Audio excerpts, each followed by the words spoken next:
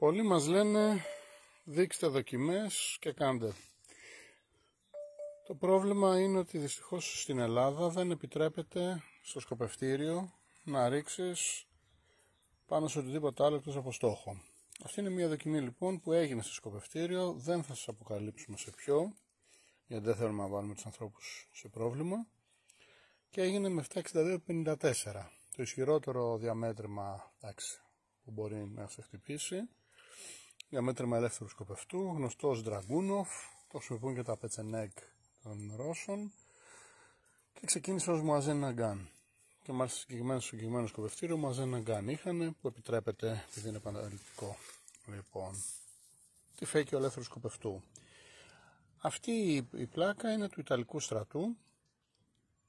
Έχουμε λίγα κομμάτια πια, παρόλα αυτά θυσιάσαμε ένα έτσι για το γυνάτι μας. Λοιπόν, και αυτό είναι το αποτέλεσμα. Τα παιδιά στο σκοπευτήριο δεν το πίστευαν, ήταν πολύ περήφανα για το όπλο τους. Και όμως τίποτα. Όχι μόνο δεν υπάρχει διάτρηση, αλλά και το καρούμπαλο είναι πάρα πολύ μικρό. Ιταλικής κατασκευής η πλάκα. Μια πολύ ιδιαίτερη πλάκα, με πάρα πολλές στρώσεις. Εντάξει, φυσικά έχει κεραμικό. Δεν γίνεται αλλιώς, δεν μπορεί να σταματήσεις χωρίς κεραμικό. Αλλά μας έχει παραξενέψει για τις ποικίλες στρώσεις της. Απ' έξω έχει κάποια μορφή ρητινών και εύλαρινος στις αμεριτίνες. Καλά, στη μέση έχει αυτό το μαξιλάρι που είναι απλά και μόνο για να προστατεύει από τις προσκρούσεις όσο το πλήστον. Λοιπόν, είναι για περαιτέρω ενίσχυση. Είναι μερικά πράγματα που δεν ξέρουμε ούτε εμείς δηλαδή γιατί το έχουν κάνει αυτό, αλλά αυτό είναι ένα μαλακό υλικό. Εδώ είναι το σημείο διείσδυσης. Βλέπετε πως έχει κάνει το κεραμικό μέσα. Να σημειωθεί ότι η συγκεκριμένη πλάκα πλεονεκτεί από ό,τι άλλο κυκλοφορεί στο εμπόριο.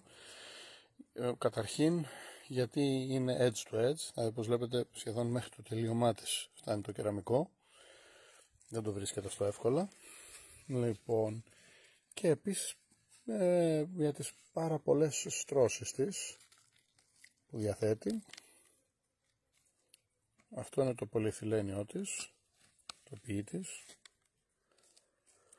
Και πίσω πάλι έχει κάτι αντίστοιχο πολύ σκληρό, που είναι προφανώς και για το τραυματικό σοκ.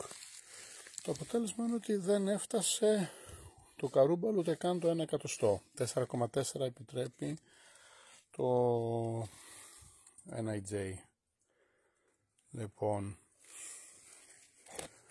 νομίζω ότι υπάρχουν πολλές πλάκες στο εμπόριο και ακόμα και από αυτές που τις πληρώνετε πολύ ακριβά θα μπορούσαν να πενευτούν ότι πετύχανε τόσο καλό αποτέλεσμα απέναντι σε ένα τόσο βαρύ διαμέτρημα.